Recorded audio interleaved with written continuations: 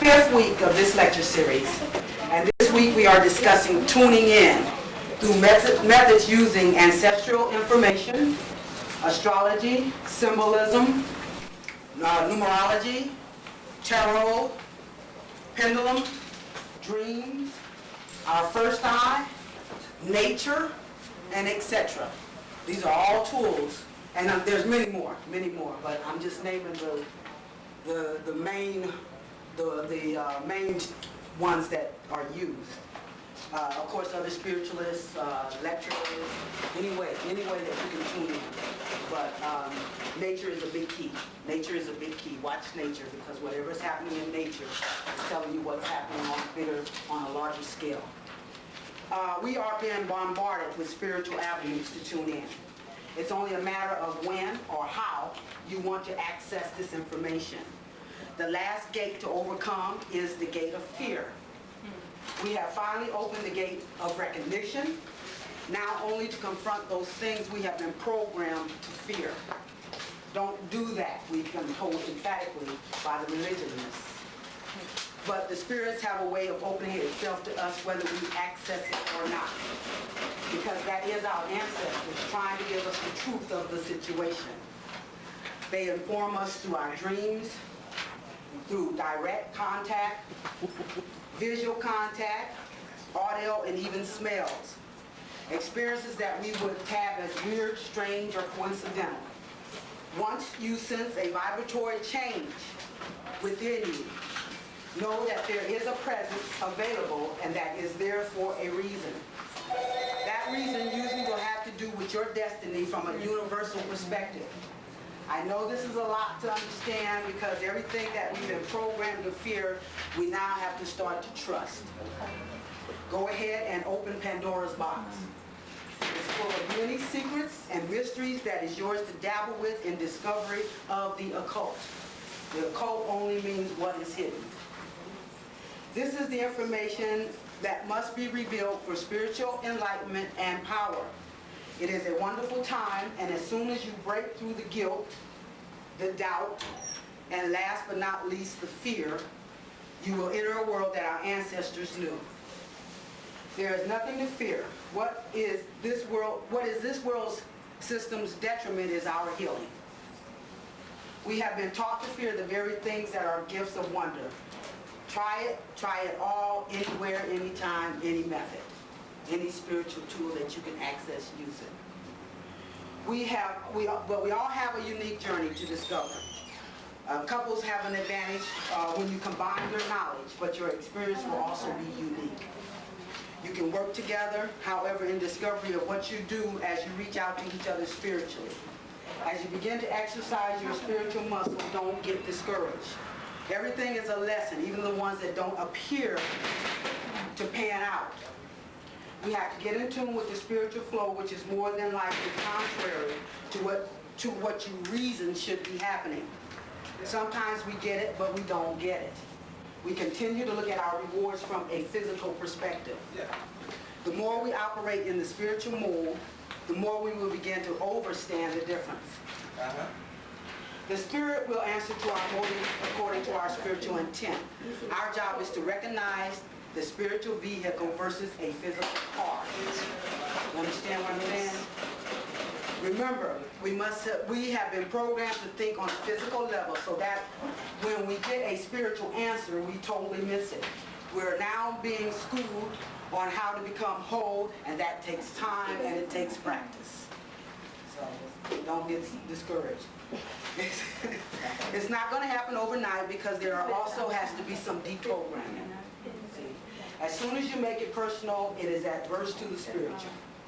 We all have a personal responsibility to heal Mother Earth. That's as personal as it gets. But when you tune in from that perspective, your personal needs will be met beyond your physical expectations. We've been putting the cart before the horse. It must manifest on a spiritual or collective level before it will make a physical appearance. Stop looking for physical validation. By this, you are still exhibiting your fears on a personal level when you are preoccupied with evidence of a physical gain. The question to ask yourself is, Am I being motivated from a viewpoint of a personal or collective reasoning? If the latter is true, then you will receive, the answer you will receive will surpass your physical expectations, and you may not recognize its fulfillment. Accept your spiritual responsibilities as it opens up to you, and the universe will answer to your personal needs. Trust in that. Continue your spiritual work, and you will continue to grow in knowledge and strength. The more confident you become, the more powerful you become, and it never stops growing. Look for it every day, every hour, and every minute. We've been attending to our physical needs first and trying to force spiritual participation. And when our spirit's grown at us, we throw it back into Pandora's box. Okay?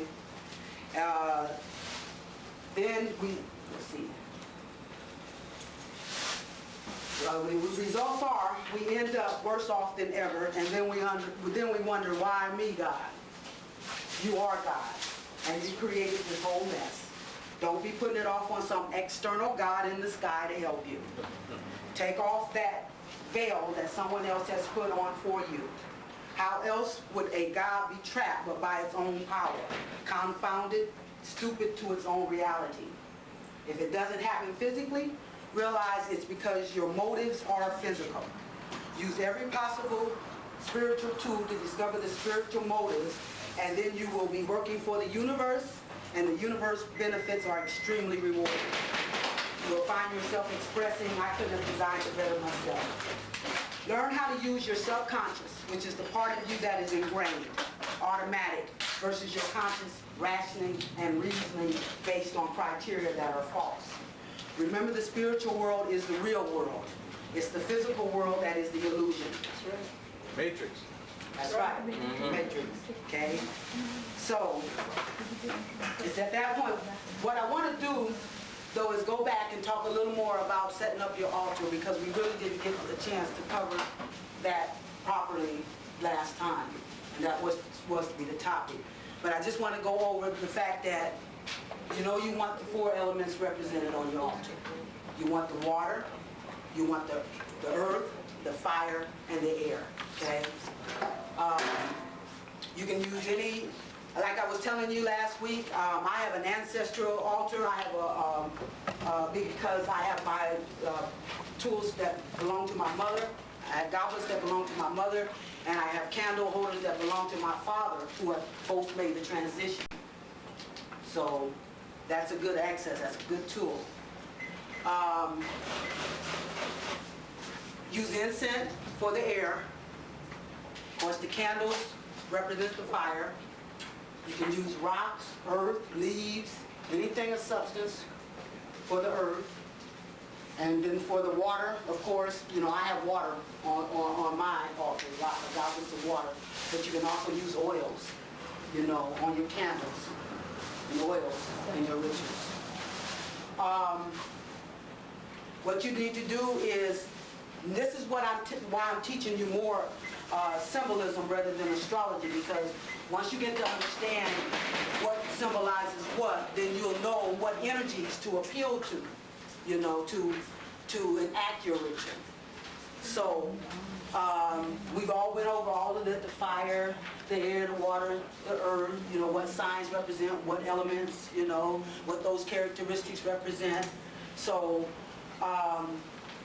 once you set up the tools, in a place, a nice corner, a nice private place would be best. Nice private place where you can go in, where you can feel like you're just, where you're free, just to be yourself.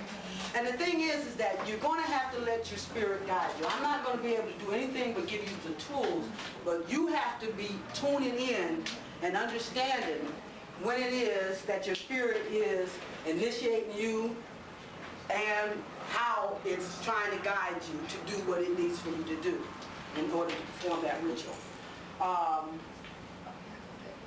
I usually will time mine with the new moon, which is planting seeds. That's the time to plant your seeds. That's the time to write down whatever it is that you want to see materialize, and do a ritual with that. And then you will see those things grow in your life. You do that during the new moon. And whatever sign that the sun is in, the moon will be in on the new moon, okay? Right now the sun is in Gemini, so the new moon was in Gemini. And that means that I would gear my ritual toward things that deal with what Gemini energy represents. Gemini is an air sign, so that means mental.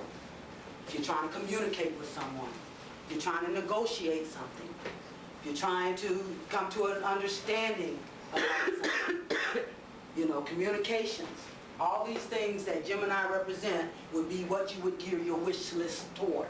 You understand? Because that's the prevalent energy at the time. That's the energy you want to tap into, okay? And always start your rituals, of course, paying homage to the ancestors. And then I always, you know, pay homage to each, like they have different, like you have for the elements. What I'll do is face the directions of the elements as it pertains to, you know, like the north is fire, or Michael, the archangel Michael. So when it's in the fire, then that's the direction you would face. That's the direction you would start your ritual off. And then you have to the south is Earth, or Ariel, the archangel Ariel. Those are earth things. All the things, and then you look at the signs. All the things that the earth signs are Taurus, Virgo, and Capricorn. So everything that are represented under those earth signs would be the method, or be what you would look in to tune into when you're dealing with the earth energy. See? So you look at the signs to see what element it falls under, and those are all the things that you can use, or that's where you would go to look for whatever it is, what type of ritual you're trying to perform. A circle. Circle is always important, you know. Always find a way to make a circle, you know. What was east and west? East is, let me see, I think east is, yeah, Raphael, that's air. And west is Gabriel, that's water. And what I do, and talking about the circle, a circle is always important that you form a circle. What I will do is I will start off my ritual in the element, like right now, it would be the east because we're in Gemini. The sun is in Gemini, which is an air sign. So I would start the ritual in the east, and then I would move around in a circle for each element until I come full circle back to the east. But then I'll go again in the opposite direction. Because remember, we want to become full and whole. It's all about balancing opposites. So when you do it in one direction, you're doing it in the physical. And then when you reverse it, you're doing the spiritual. So you're making it whole, okay? So when you just start understanding these spiritual principles, then you'll start being able to put them together and understand how they work and how you use them in your ritual. And we're going to go over more of that type of information. But I did want to touch up on, you know, those things about rituals because I didn't think I got a chance to do a thorough enough job on that last time. Okay, now I want to get more into the tools so that we can start tuning in, so that we can start understanding when and how it's time to do a ritual. See? Because what I keep telling you is that your spirit is going to be the guide of that. Only your spirit can guide you on that. Yes? I just want to go back one moment. Is there a specific time that you do the ritual, like early in the morning? I usually will time it with the moon phase. Like when the new moon will be at a specific time, just like the full moon will be at a specific time. So I like to time mine around that. If I do a ritual other than for the moon phase, it'll be for a specific purpose. And usually, like I'm telling you now, that's when I've been tuned in by the spirits to do that, okay? And then it'll guide me on when and how to do that ritual, see? That's why the lesson now is tuning in, because this is what we got to start doing so that we, you know, there's no setting anything but what comes from the ancestral spirits to guide you, see? And the more we start understanding how to access that information, the more we'll know when it's prompting us to do these things. See? I've literally had it pull me by the hand, you know, just, because I can feel the literal touch. Everybody has their own method. That's just it. I had a roommate, she could see things.